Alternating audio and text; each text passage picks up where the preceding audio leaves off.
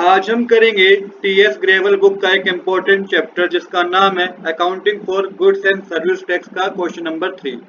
Question number 3 पे जाने से पहले कुछ एक बेसिक बातें समझ लेते हैं। देखिए, जब भी आप अकाउंटेंसी करें तो यही माने कि आप एक अकाउंटेंट है, ये आपका ही बिजनेस है।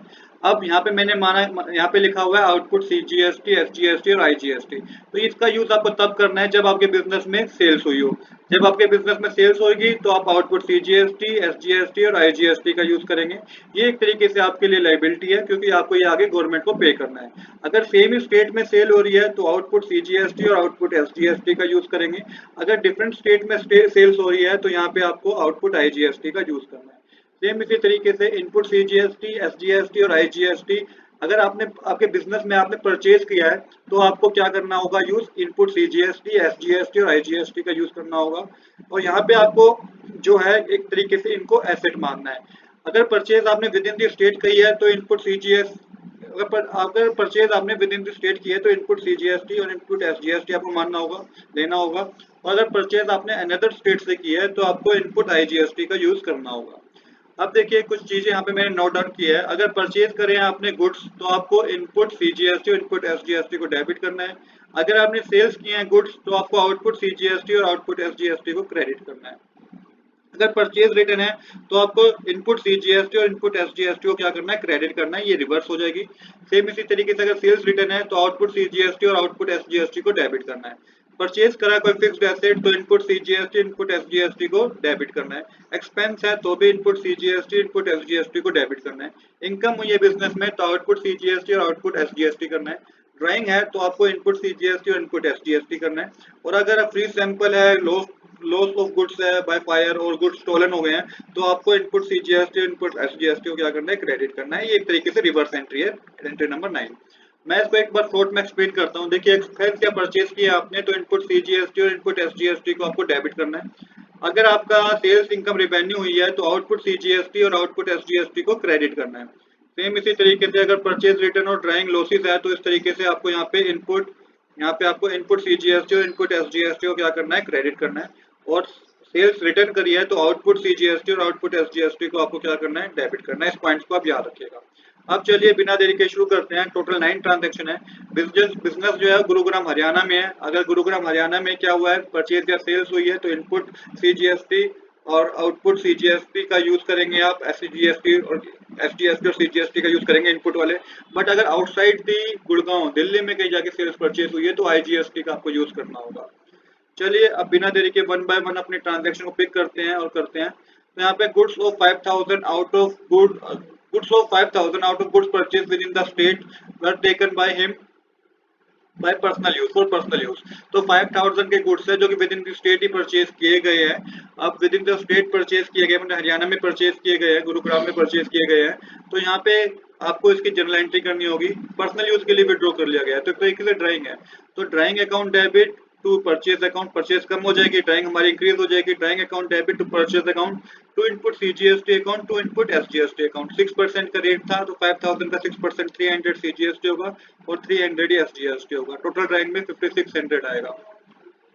इसके बाद है second transaction 2000 due from Sohan for bad debts. तो 2000 बैड डेट्स है, हमारे बैड डेट्स हैं तो यहाँ पे कोई आपको सीजीएसटी और एसजीएसटी कैलकुलेट नहीं करना। Bad debts account debit to Sohan account mention कर देंगे आप। अमाउंट के कॉलम में मेंशन करेंगे 2000 अमाउंट का, 2000 का अमाउंट डेबिट साइड, 2000 पे amount credit side. Amount due from Sohan return of as bad debts. Bad debts से बैड डेट एक तरीके से एक्सपेंस है, एक्सपेंस इंक्रीज हो गया तो हमने इसको डेबिट कर दिया। इसके बाद है goods of 6000 were destroy by fire and were not insured. These goods were purchase from outside the state. तो 6000 के गुड्स थे जो कि डिस्ट्रॉय हो गया फायर से और ये goods outside the state purchase किए गए हैं तो आईजीएसटी का यूज होगा। तो सबसे पहले जर्नल एंट्री होगी loss by fire account debit to purchase account to input IGST account. मैंने बताया था लॉस बाय फायर होगा तो इनपुट का यूज होता है टू इनपुट सीजीएसटी अकाउंट। तो 6000 के गुड्स थे, इसका 12% कैलकुलेट करेंगे तो 720 आएगा। टोटल लॉस बाय फायर माना जाएगा 6720 का। इसके बाद है transaction number 4, paid 4000 in cash as wages और इंस्टॉलेशन ऑफ मशीन। तो इंस्टॉलेशन ऑफ मशीन के लिए 4000 रुपीज पे किए गए हैं तो यहाँ पे होगा wages machinery account debit to cash account. तो यहाँ पे मशीनरी अकाउंट को डेबिट करना है 4000 रुपीज से और कैश अकाउंट हमारा कैश कम हो जाएगा तो क्रेडिट करना है 4000 रुपीज से। Wages paid for machinery installation, तो machinery account debit to cash account इसकी जनरल एंट्री होगी। अब हम करेंगे ट्रांजैक्शन नंबर 5। ट्रांजैक्शन नंबर 5 मैंने ऑलरेडी नोट कर रखी है। ट्रांजैक्शन नंबर 5 में हमें बता रखा है sold good to Arjun of Delhi of list price 20,000, day discount 10% and cash discount 5% was allowed. He paid the amount of the same day and availed cash discount.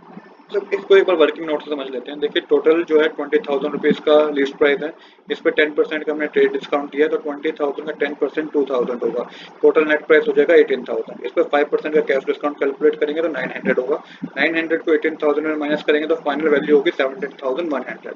इस पर 12% का टैक्स देना है IGST, क्योंकि दिल्ली में सेल करिए तो 2052 होगा। टोटल इनवॉइस बनेगा 19,152 का। एंट्री होगी कैश अकाउंट डेबिट, डिस्काउंट दिया तो discount allow account debit to sales account to output IGST account का यूज करेंगे हम। तो यहाँ पे देखिए टोटल 18,000 की सेल हुई है, टैक्स है 2052 का, 900 का डिस्काउंट दे दिया और कैश में टोटल हमें रिसीव हुआ 19,152 रुपीज। तो इस तरीके से इसकी जनरल एंट्री होगी। अब है 6 journal entry, receive 2,000 from Ramesh whose account was written off as bad debts. तो बैड डेट्स हमें रिकवर हो गए हैं, तो cash account debit to bad debts recover account, 2,000 का अमाउंट डेबिट साइड, 2,000 का अमाउंट क्रेडिट साइड आएगा।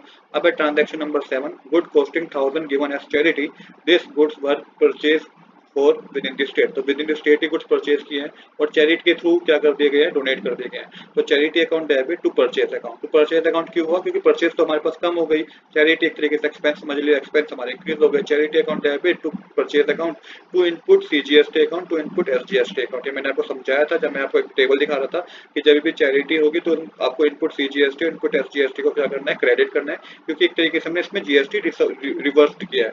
और जब GST हमने रिवर्स किया क्योंकि इन पर GST कैलकुलेट नहीं होता, इसलिए इस पर GST रिवर्स किया है। तो 1,000 रुपीज़ की परचेज है, 1,000 रुपीज़ की परचेज है तो 60 रुपीज़ का GST होगा 6% और 60 रुपीज़ का SGST होगा। टोटल चैरिटी 1120 रुपीज़ की होगी। इसके बाद क्या है, ट्रांजैक्शन नंबर 8 है, receive 9,750 from Ramesh in full settlement of his account. तो 10,000 रुपीज़ लेने थे, 9,750 रुपीज़ दिया है, तो इसकी जनरल एंट्री होगी cash account debit, discount allow account debit to Ramesh account. 9,750 rupees दिया, 250 का हमसे डिस्काउंट ले लिया और 10,000 रुपीज़ हमें रमेश से लेने थे। इसके बाद है last transaction, paid rent in advance 4,000 rupees.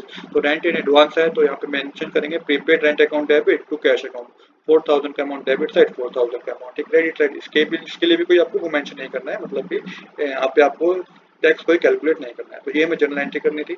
आज के लिए इतना ही। I hope you like this. If you like this please do subscribe this channel. Thanks for watching.